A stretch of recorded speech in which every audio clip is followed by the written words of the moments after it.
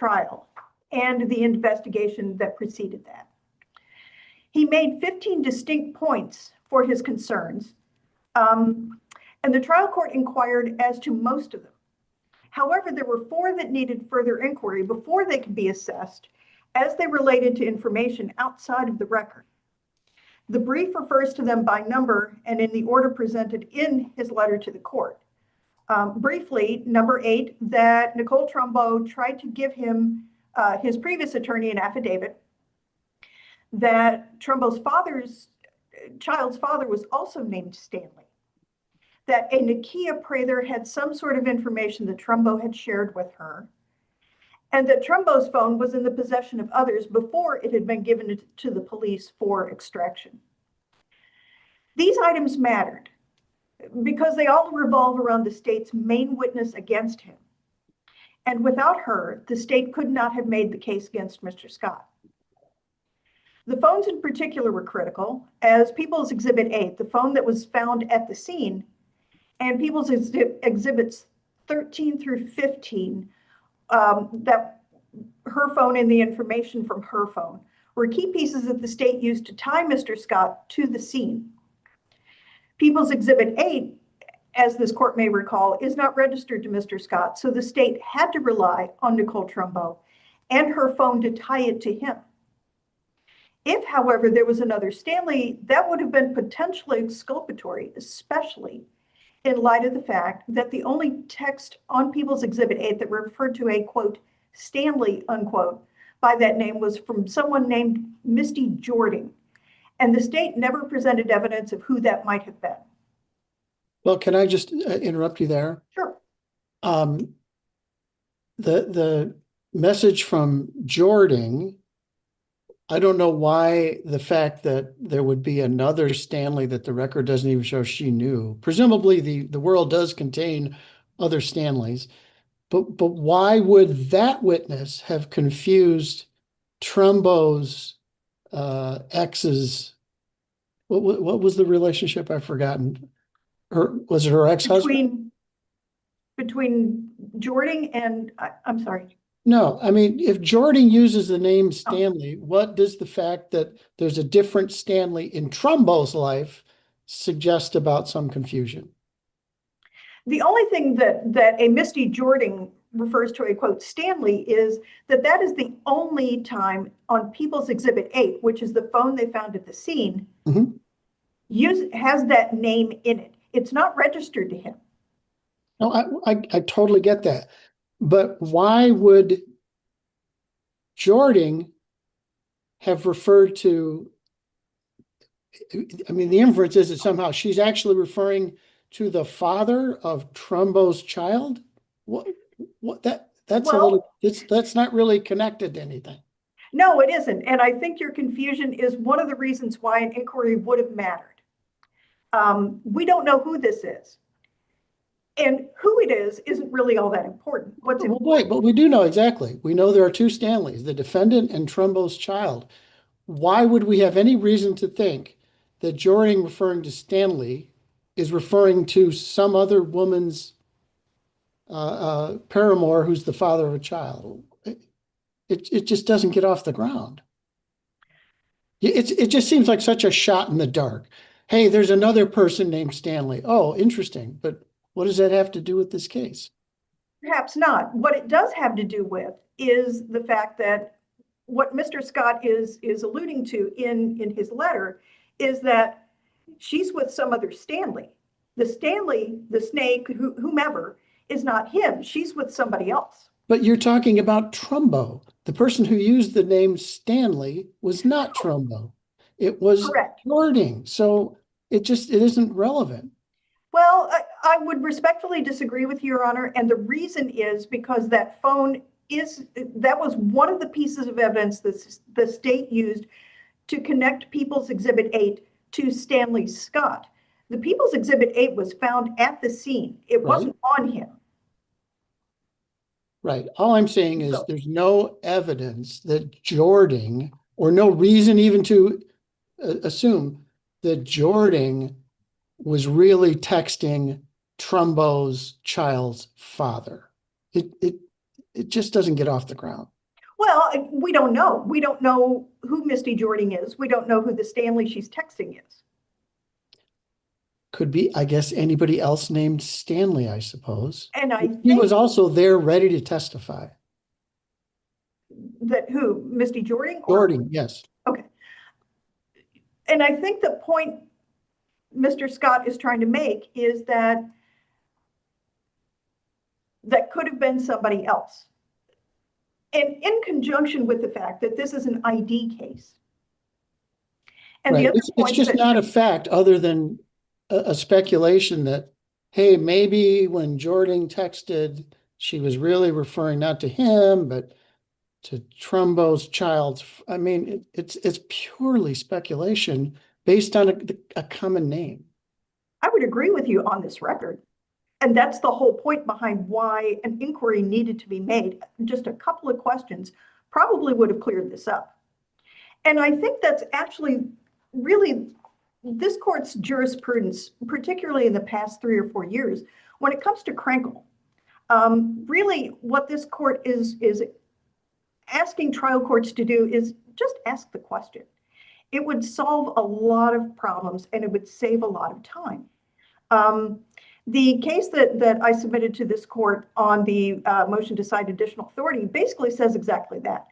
All you had to do was ask the question. Right, but aren't most of the cases that you rely on, pretty much total failures, not just, oh, you missed 4 out of 15? I don't know that there are any cases where they have this many in terms of allegations.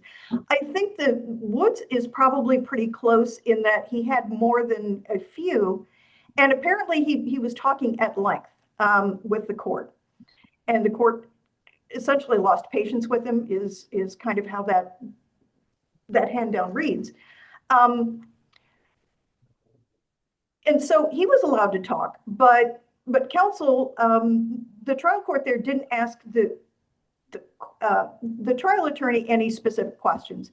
And the questions that were asked were fairly vague. Counsel in that case didn't really have any response at all. In this case, counsel did have responses to questions that were put to her, which is all the more reason why a remand is needed in order to kind of clear these up. But counsel's response, and I think this has to do with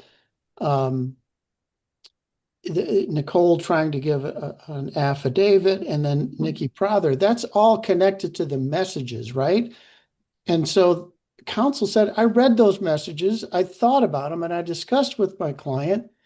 Those don't correlate to our defense, which is an identity defense. So I don't think I should use them. I think we understand about why that wasn't part of the case. Sure, as far as the messages go, because counsel did respond to that. We don't really know who Nakia Prather is. And we don't know what the affidavit that Trumbo was trying to give to previous counsel was. Again. But we do know that she would testify to the same admissions as in the text messages. So it's more of the same. But if it's not consistent with the defense strategy, I think we've covered that. Well, I don't know that the contents of whatever this affidavit is had, we don't know what the content was.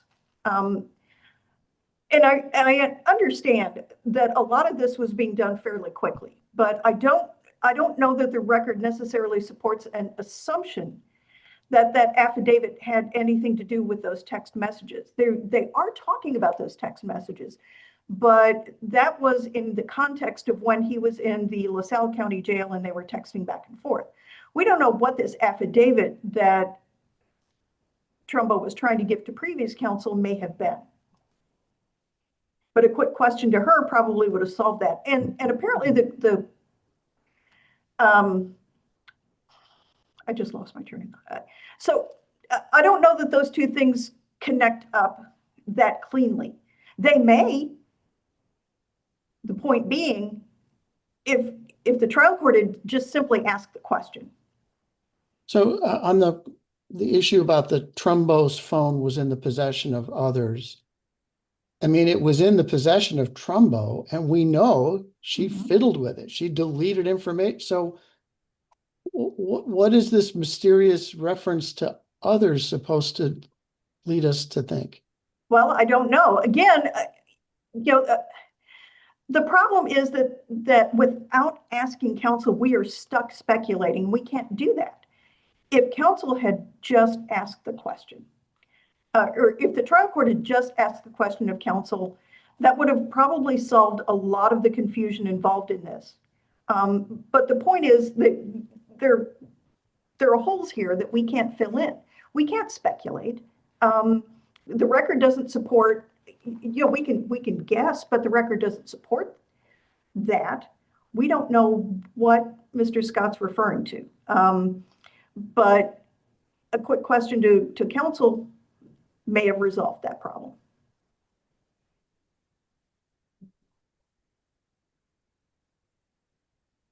Can I And ask that's you a kind question about the severance issue? okay. Is your position such that whenever an attorney does not move to sever a case in this circumstance, meaning where there's a corresponding charge of unlawful possession of a weapon by a felon, that it is deficient representation? I would never say never, and I would never say always. What I would say on the facts of this case is that I cannot conceive of a reason why you wouldn't sever that charge, especially since she did talk about in the Krenkel hearing that she'd advised Mr. Scott not to testify because of his record. If Mr. Scott had testified, his record would have come out, and then there wouldn't have been as much of a reason to sever that charge. But in light of her recommendation, he not do that for that specific reason, there's absolutely no reason to allow the jury to hear that he has a felony conviction. That just makes no sense. Except if he had testified, there's more than the one felony that he might be impeached with. Yes. I don't Yeah, remember they're the different. ages of his felonies, but at least one, possibly more, would have been presented, sure. Ms. Um, Vinson, how was the stipulation presented? What did the stipulation consist of? There actually wasn't a stipulation per se. What the record reflects is that trial counsel says we would, quote, be willing, unquote, to stipulate, but there's no actual stipulation. Okay, so record, then how was it presented to the so jury? what the prosecutor did was he presented the exhibit, but all he said to the jury was that, I think he used the term felony conviction. I can't remember his exact verbiage, but that's the verbiage he used. And if the exhibit did not go back to the jury. What would the prosecution, what would the extent of the information conveyed to the jury have been if the prosecution had so wished to present everything that it was legally entitled to present to the jury? That exhibit contained his Class X felony for possession with intent to deliver. But what would the jury have been informed of had the prosecution, in the absence of an agreement with the defense, been able to actually inform the jury of? The nature of the felony, probably the class, the sentence. Okay, so there was some information that did not go to the jury, and that then is of some benefit to defendant, isn't it? The only benefit is that they don't hear the actual details. Point is, they still now know he has a felony, and there's no reason for them to know it otherwise. Okay, but just simply in terms of the information conveyed, what was conveyed was less than what the prosecution could have conveyed. Yes, of course, but I don't think that solves the problem. It certainly lessens the pain, but I don't think it makes the problem go away. And the problem is that you still have a case that relies wholly on Nicole Trumbo, and without her, Then you have the rest of the pieces of evidence. And one of the pieces they now have is that he's a felon.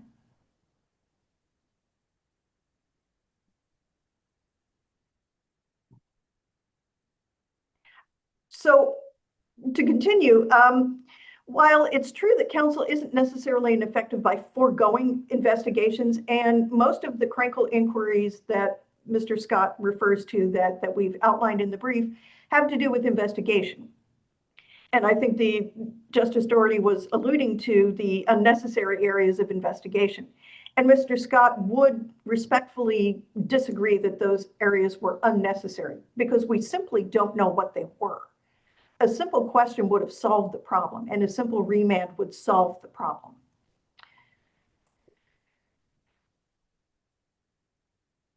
And the point is, and a lot of the cases talk about this, without the inquiry, everyone here is left to guess.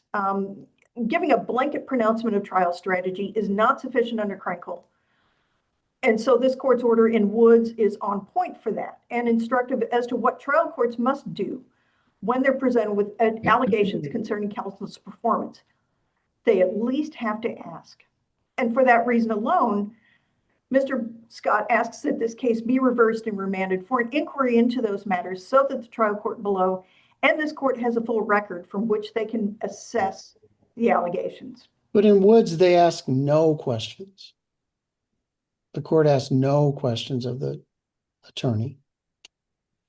And then in addition, it relied on some facts that actually were not facts. They were an error. Isn't that a significantly different situation than this case? The second part is, the first part, I believe, my recollection is that there was a general question, but the trial attorney had no response, I think. But the trial court allowed Mr. Woods to continue to talk, but they didn't get that information. And you're right. I mean, from a factual standpoint, it's a little different. But I don't believe that, the amount that they talk has as much to do with how it should end as what the information is when you end up. And again, we're stuck speculating as to what these matters are, when it would have been very simple for the trial court to just ask a couple of questions, as it did with the rest of the allegations that Mr. Scott made. And in terms of the Krenkel as well, one of the things used to analyze Krenkel is the trial court's knowledge of defense counsel's performance at trial and the allegations on their face. So concerning trial counsel's performance, Mr. Scott's argument details those errors there. And there are three distinct errors that appear of record. And we talked about the failure to sever count 5. There's also the failure to cross-examine Trumbo on the first statement she gave to the police, where she described the robber as someone not matching Mr. Scott's description at all. And then finally, failing to correct Trumbo's claim that she was getting no benefit in return for her testimony when she was actually getting use immunity. Okay, let's talk first about the cross-examination of Trumbo in her first statement. It was elicited that she had spoken to police previously and given a statement that she acknowledges was false. Aren't we talking about how many details counsel elicited out of the false statement, not whether she went into it at all? Yes and no. Right now, it's details, mainly because it's also an invited error problem, because she withdrew the question when she drew an objection, but later included it in the motion for new trial. So it's unclear if I'm not sure you can make an invited error argument based upon the fact that it's later included in the motion for trial. Point is, trial counsel was trying to elicit that information, trying to elicit something else. The problem is, on this record, we don't know what it could have been. Okay, but I mean, isn't it, you can elicit information that somebody gave a false statement, but it's reasonable the court is probably going to say there's a limit to how much you can go into the details of the false statement. The important thing is its falsity, and you got that right off the bat. Yes, I see my time's up, and You can answer. finish answering your question. Yes, there are two problems. First of all, the state's objection was not the right one. And second of all, he still has a right to present his defense and cross-examine for bias and motive. And that was cut off at the pass. And I see my time's up. So any other questions I will address on my reply. Thank you. Thank you. Mr. Godbarge.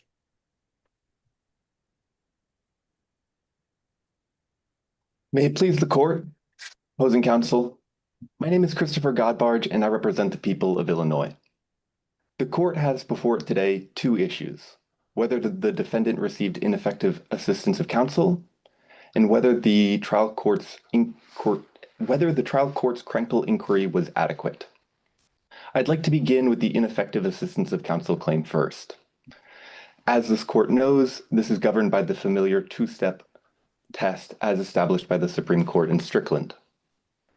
I won't belabor the details of the rules except to note that all three of the errors that the defendant raises today are matters of trial strategy, and for that reason, they are presumed to be reasonable, and there is a strong presumption at that, and it is defendant's burden to rebut that presumption. What is the strategic advantage to the defendant of not asking the court to sever the unlawful possession of a weapon charge, which would result in the jury not being informed that the defendant has a prior felony? This court and defendant have acknowledged that the so-called all or nothing strategy is in some cases, proper, and the benefit to defendant is that there is only one instance of the fact finder linking the defendant to the crime. So in this instance, it is an identity defense that's being put forth by the defendant at trial. And the jury only having one instance to link Trumbo's statements to the defendant is a benefit.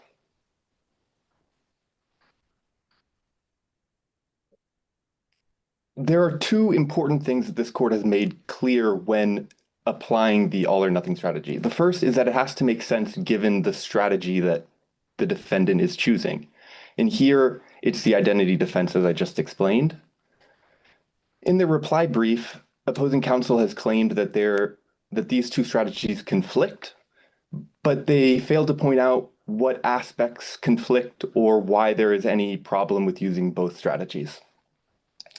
The second part that this court has emphasized is that it is important that trial counsel minimize the prejudice that comes along with being identified as a felon. And in this case, that did happen. There was, in fact, a stipulation, even if it was not entered officially into the court. And both trial counsel made that clear at the beginning of the trial. And then on page 60 of the record, when this is admitted into evidence, the state acknowledges that there is a stipulation that the parties have agreed to. And that is why the jury was never made aware of the fact that there was a felony that is intricately related to the crime at play here, and it involves the exact same drug. The other important thing to keep in mind is that the jury was made aware once at the beginning or towards the beginning of trial at record page 60. And then again during jury instructions, they were made aware that there was a stipulation that the parties have agreed that the defendant is a felon for the purpose of the unlawful possession of weapon by felon charge.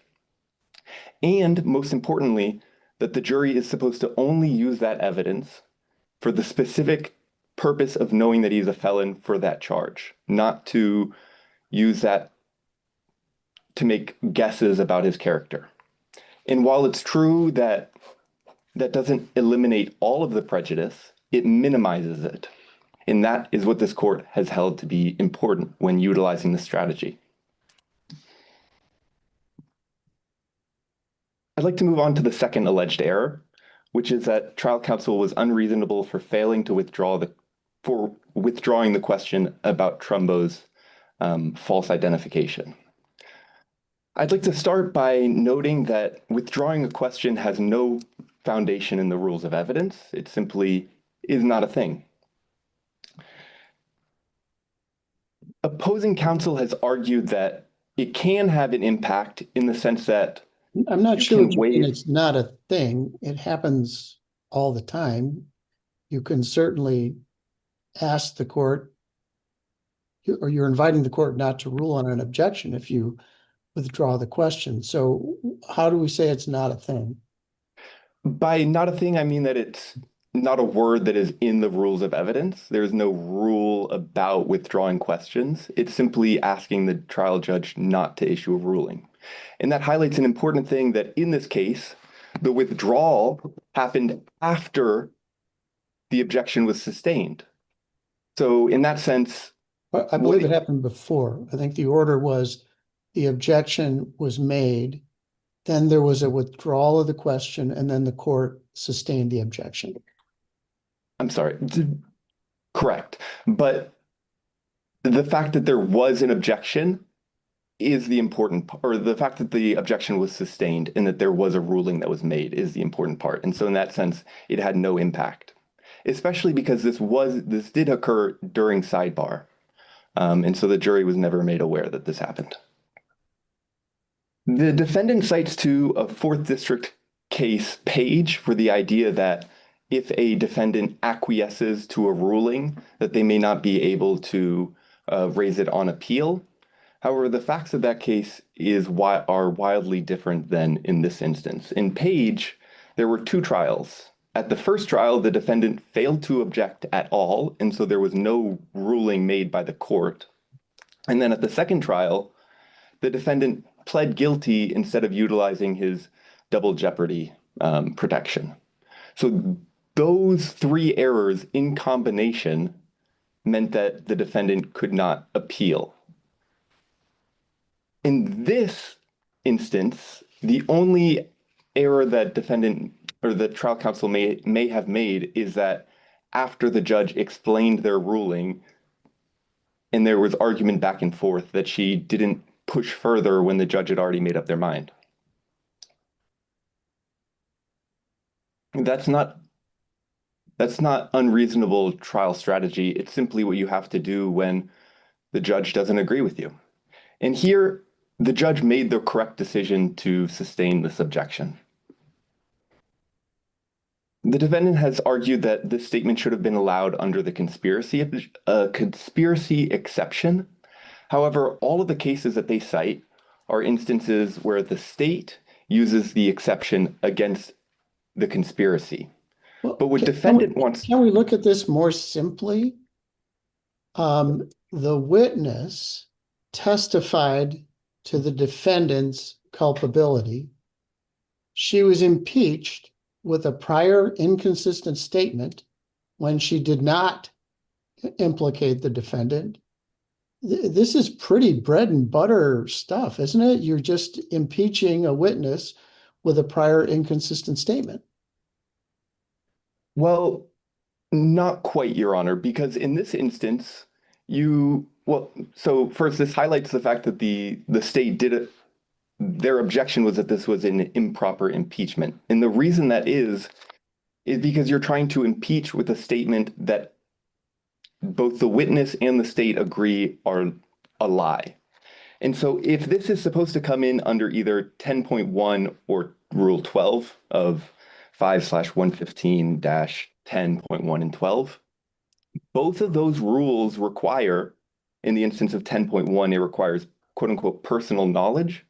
And in the instance of Rule 12, it requires an identification of a person made after perceiving that person. But in this instance, you don't have personal knowledge of something that you made up.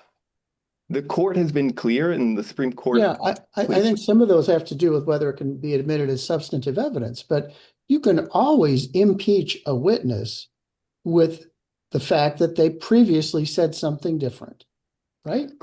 Correct, Your Honor. And that had already happened. The very beginning of the cross-examination, the first point that trial counsel made was that Trumbo lied to the police about her involvement, and she gave a false interview, and that she lied during that interview. What you can do is violate the rules of hearsay. You can still impeach for prior inconsistent statements, but that doesn't necessarily eliminate hearsay objections. Doesn't for impeachment.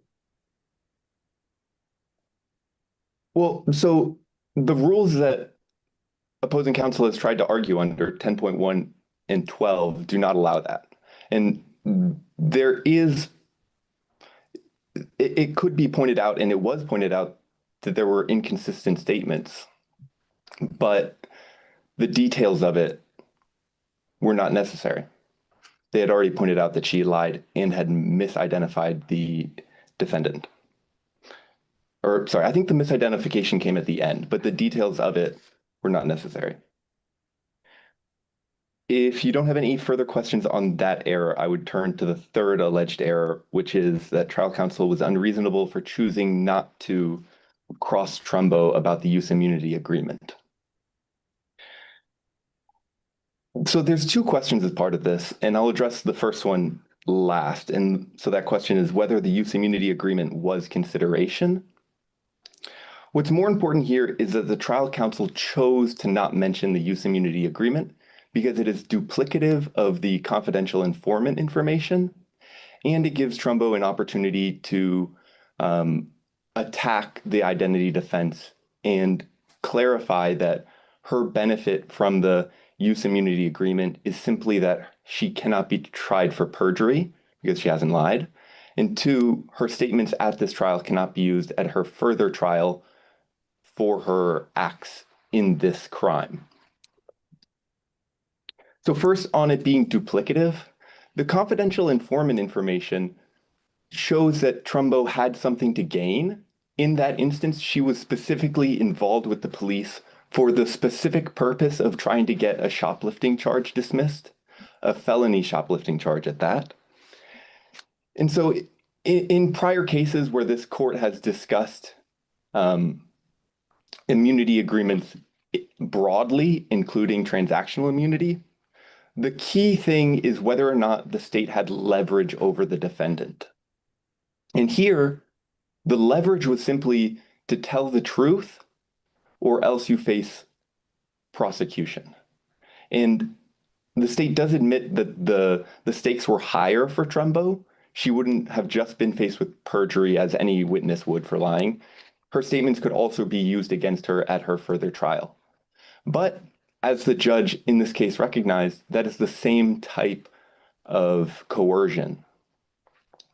So if Trumbo did not have this agreement, she would have been able to invoke the Fifth Amendment, not give testimony. So what was the advantage to her from the fact that now she couldn't invoke the Fifth Amendment? Right. So sorry, I'm avoiding your question a little bit, but this gets to the part of agreement is a little bit agreement is a misleading word in this instance because Trumbo didn't agree to anything. This was an agreement between the trial court and the state. The state can put forth a motion to ask for use immunity agreement when they think that there is a substantial likelihood that Trumbo is going to invoke her Fifth Amendment rights. And that was very clear from the fact that she lied, she was involved in this armed robbery. She was going to implicate. So let me withdraw the question, if I can, and ask if the order from the trial court, did Trumbo benefit from it? I'd argue not really. Benefit is not really the right word. She was forced to testify, but the alternative without that, she could have stood on her Fifth Amendment rights. It's a complicated thing because in the first instance, she could have simply stood on her rights and stood mute in court. But in the alternative, if she doesn't want to implicate the defendant, she would have had to sit in jail and be held in contempt.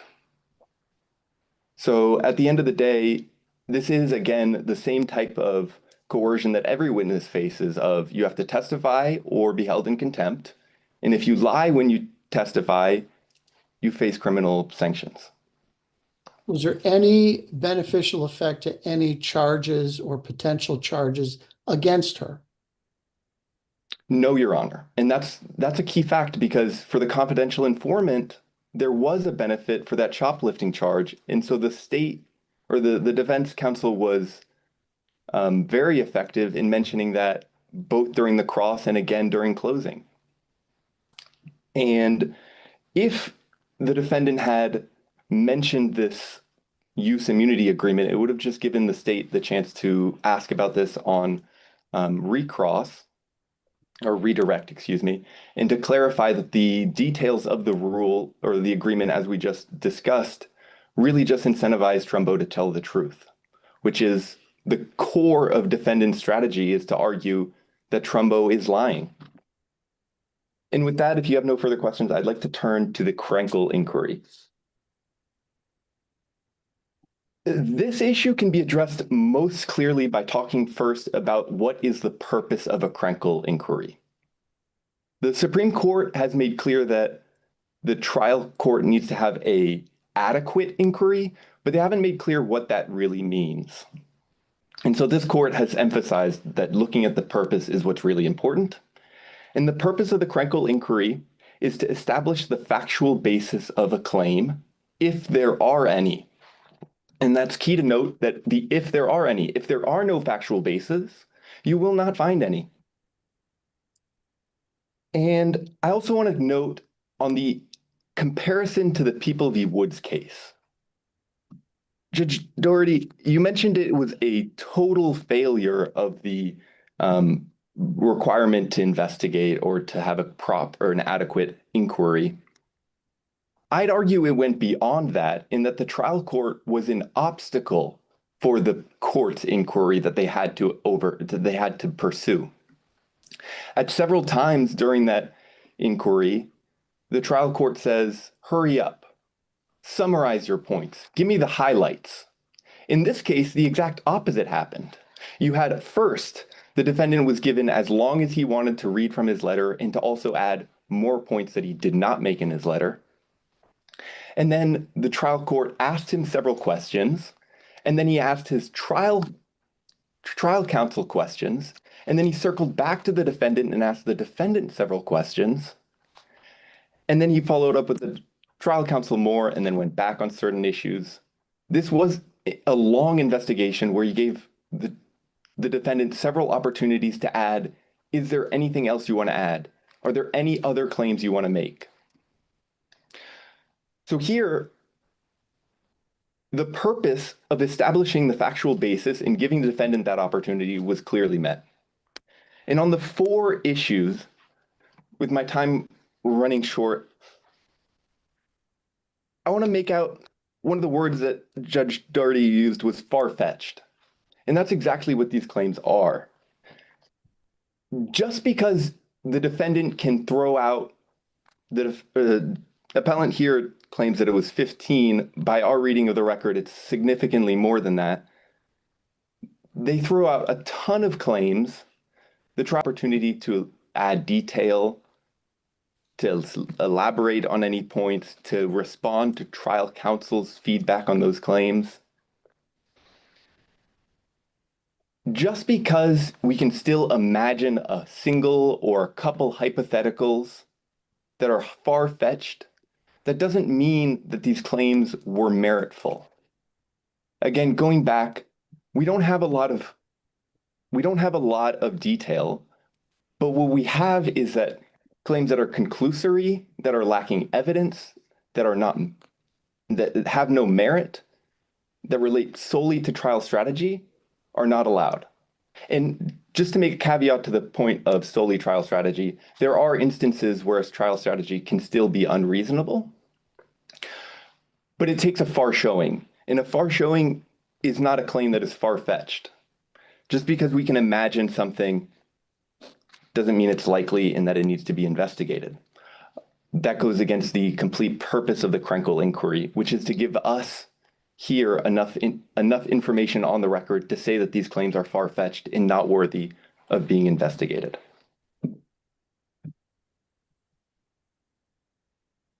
Just very briefly on the third part about Nakia Prather. Nakia Prather could have testified to two things. One, either that Trumbo slept with her confidential informant handler, but that was completely recanted by the defendant. He admits that was not true. And the second one is that the motive for Trumbo would have been jealousy. But jealousy is a ridiculous argument to make because you can't argue the identity defense and also that Trumbo was just jealous. For those reasons and those mentioned in my brief, we ask that you affirm. All right, thank you, counsel. Back to you, Ms. Vincent. Thank you. Very quickly. As I noted in my opening argument, the judge in Woods was a little more impatient than Judge Yoder here was, and that's to Judge Yoder's credit. He was making very careful inquiries. That doesn't insulate him from missing a few and missing a few good ones. The fact remains that this record is blank as to the 4 that there was actually no inquiry whatsoever on. Whether or not Judge Yoder was polite or not, or was patient or not, or, he certainly didn't hurry Mr. Scott. But that doesn't mean that the information isn't there. So a note on the use immunity. The problem with the state's position is that what Trumbo testified to was that she was getting no benefit at all. And that is patently not true. And What benefit did she receive? What benefit did she receive? She got use immunity. No, but that's not a benefit. She had the Fifth Amendment. She could have been in exactly the same place without saying a word. She wouldn't have had to testify at all. So it's hardly a benefit to override her right to invoke the Fifth Amendment. How does that make it better for her? Well,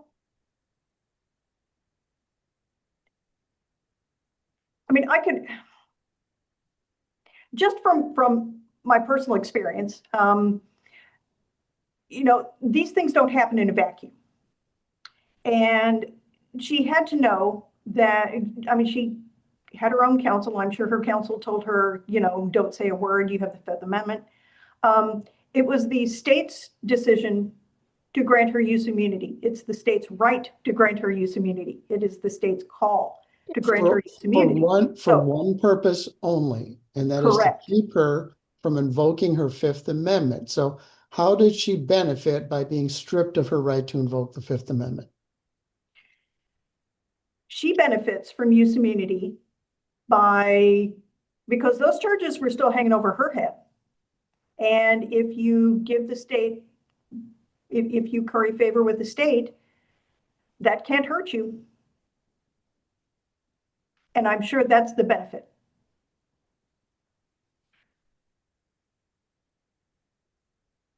So, and one final thing, the state kind of combines an all or nothing strategy with an identification strategy. And sometimes that can be true. But in this case, this wasn't an all or nothing strategy. This was clearly an identification case. And to the point on whether or not the charges should have been severed, count 5 should have been severed, this wasn't an all or nothing case because all or nothing would not have prevented him from being charged with count 5 in another capacity. Because as you'll recall from the record, Trumbo explains that he still got the weapon after the robbery happens. So even if you threw out everything that occurred before then, he's still a felon, he's still in possession. So that would not have solved the problem. And for the remainder, I would point out, I did note that the state admitted that the jury instruction minimizes prejudice, but doesn't make it go away. That may be the case, but that's the whole point. The prejudice did not go away. And with that, we thank the court and submit this on the briefs. Thank you very much. I thank both counsel and advise we will take the matter under advisement, issue a decision in due course, and we now stand in recess. Thank you. Thank you, Your Honor.